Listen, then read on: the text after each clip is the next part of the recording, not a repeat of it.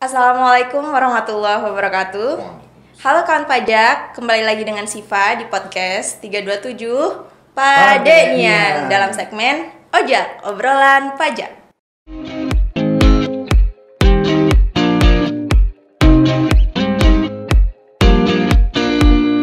Nah, hari ini Siva sudah ditemani oleh narasumber yang luar biasa nih, yaitu Mr. B selaku Subak Umum Kepatuhan Internal KPP Pratama Curup. Apa kabar Mr. B? Alhamdulillah baik. Ya, semoga kawan pajak yang di rumah juga sehat selalu ya. Jadi kawan pajak, kali ini kita akan membahas tentang program pengungkapan sukarela atau PPS. Mungkin kawan pajak di rumah masih ada yang baru mendengar istilah PPS ini, Mr. B. Boleh dijelaskan sebenarnya apa sih Mr. B PPS itu? Gini, Dek Siva yang cantik ini nanya langsung ke narasumber. Kebetulan ya untuk program PPS ini memang sudah merupakan suatu kesepakatan antara DPR dengan pemerintah. Tujuannya apa? Yaitu meningkatkan kepatuhan para wajib pajak di seluruh tanah air. Dengan cara apa? Yaitu dengan mengungkapkan harta apabila ada yang belum dilaporkan sesuai dengan ketentuan pajak yang berlaku. Secara singkat demikian. Sebelumnya kan ada tax amnesty ya Pak ya. Itu perbedaannya dengan PPS sekarang ini apa ya Pak? Begini, kalau tax amnesty dulu itu kan diperuntukkan untuk pengungkapan harta yang belum dilaporkan bagi atau untuk harta yang diperoleh sebelum tahun 2015 ke bawah. Nah, itu sudah kita laksanakan dan alhamdulillah sudah berhasil dengan baik. Namun, diperlukan kembali mengingat apa? Pertama, latar belakang PPS ini dapat kami sampaikan atau saya sampaikan secara singkat. Yang pertama itu kita untuk mengukur kepatuhan di seluruh dunia itu biasanya menggunakan rasio pajak, yaitu tax ratio. Nah, di Indonesia itu tax ratio-nya termasuk masih rendah.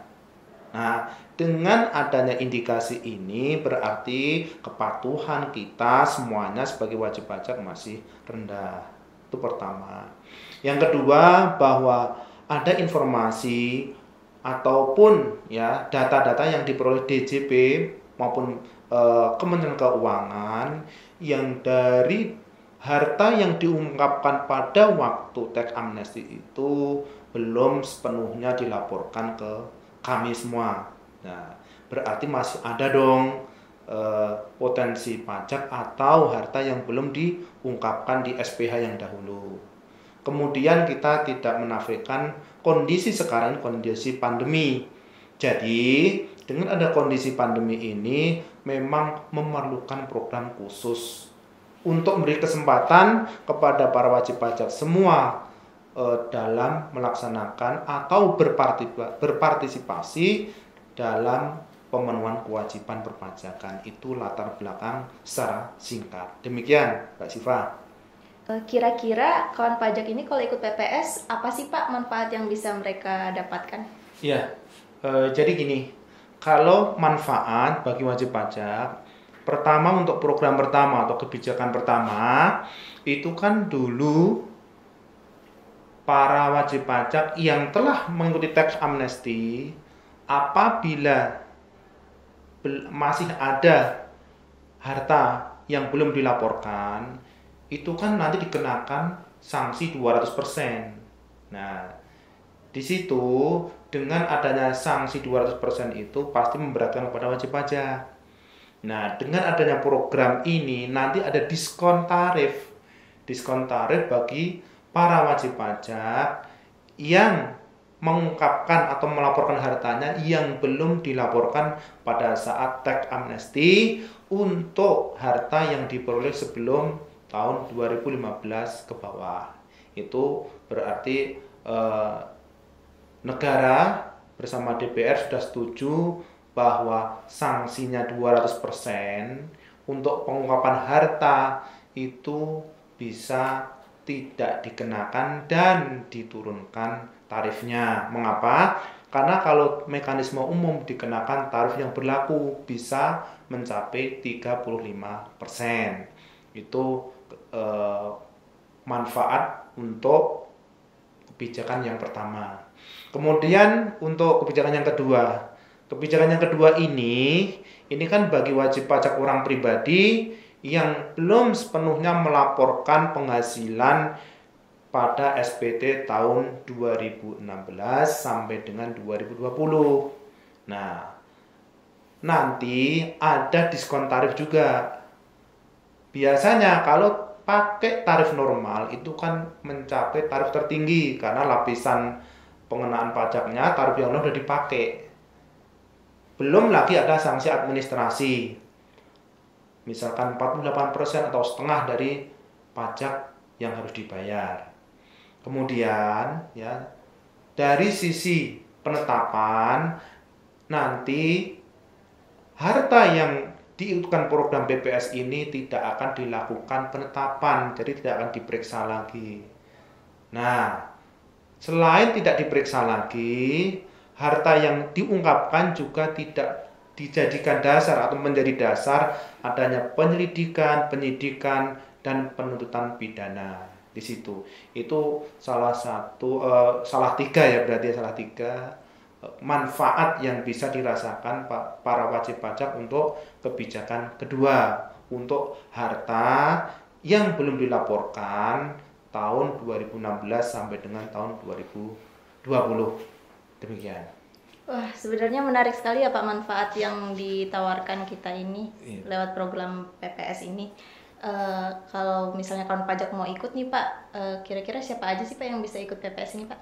Oke, sekarang posisinya itu pertama untuk yang pengampunan 1 atau program kebijakan yang pertama tadi, itu tentunya wajib pajak tersebut sudah ikut tax amnesty, sudah ada SPH yang terdahulu, namun masih ada harta yang belum dilaporkan. Nah, di situ selama DJP kan dikasih batas juga dong, belum menemukan adanya ya data atau informasi mengenai data tersebut. Nah, jadi selama DJP itu belum menemukan data dan informasi dan masih ada harta yang belum dilaporkan pada saat tax amnesty, maka dipersilahkan kepada para wajib pajak untuk ikut program PPS kebijakan 1. Nah, kemudian untuk kebijakan tahap 2 ya. Kan tadi wajib pajak orang pribadi itu ya dibatasin. Hartanya itu diperoleh dari 1 Januari 2016 sampai dengan 31 Desember 2020. Masih dimiliki harta tersebut ya per 31 Desember 2020. Tentunya harta tersebut belum dilaporkan pada SPT tahunan pribadi tahun pajak 2020 kepada Direktur Jenderal Pajak. Nah, ini syarat pokoknya ya posisinya. Nah, kemudian tentunya ada persyaratan lain. Persyaratan lain apa? Ya, tentunya harus memiliki NPWP ya. Sebelum PPS harus sudah bayar PPh finalnya dulu. Menyampaikan SPT tahun pajak 2020. Kemudian juga kalau ada upaya hukum itu harus dicabut dulu oleh wajib pajak. Apa sih upaya hukum? Upaya hukum itu misalnya apa? Upaya hukum pertama adanya pembetulan, ya. Kedua adanya gugatan, adanya keberatan, adanya peninjauan kembali, adanya banding, adanya permohonan penghapusan sanksi, permohonan pengurangan pembatalan ketetapan pajak yang tidak benar, seluruhnya harus dicabut. Oke. Nah, selain itu juga dari kami, dari DJP, itu memang posisi wajib pajak itu tidak dilakukan pemeriksaan oleh kami tahun 2016 sampai dengan 2020. Juga tidak sedang dilakukan pemeriksaan bukti permulaan, juga tidak sedang dilakukan penyidikan, ya. Oke, juga tidak sedang menjalani hukuman pidana. Nah, ini tujuannya apa? Bahwa pure murni yang diberi kesempatan untuk ikut PPS adalah wajib pajak dengan kriteria yang baik-baik, ya. Jadi upaya hukumnya tidak ada, maupun kita tindakan dari DJP belum dilaksanakan semuanya. Oke, itu. Nah, Bapak tadi sudah menyinggung tentang tarif ya Pak ya, yang dikenakan di PPS ini ada kebijakan 1, ada juga kebijakan 2. Yeah. Sepertinya ada yang berbeda nih Pak tarifnya untuk kebijakan 1 dan kebijakan 2. Boleh dijelaskan Pak? Ya, secara singkat ya, Siva ya. Untuk kebijakan 1 yaitu untuk terusan atau lanjutan dari program tax amnesty.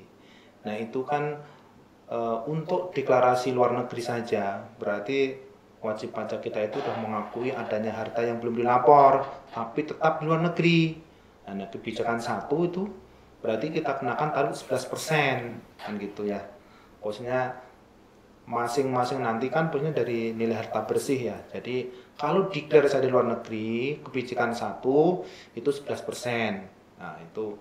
Kemudian apabila tadi ada deklarasi luar negeri direpatriasi ke dalam negeri, itu berarti kena tarif 8%. Nah, 8% juga untuk deklarasi yang dalam negeri. Aset-aset dalam negeri itu ketika TA belum masuk, sekarang baru masuk nih. Nah, itu berarti posisinya nanti dikenakan tarif 8%. Nah, itu kebijakan 1.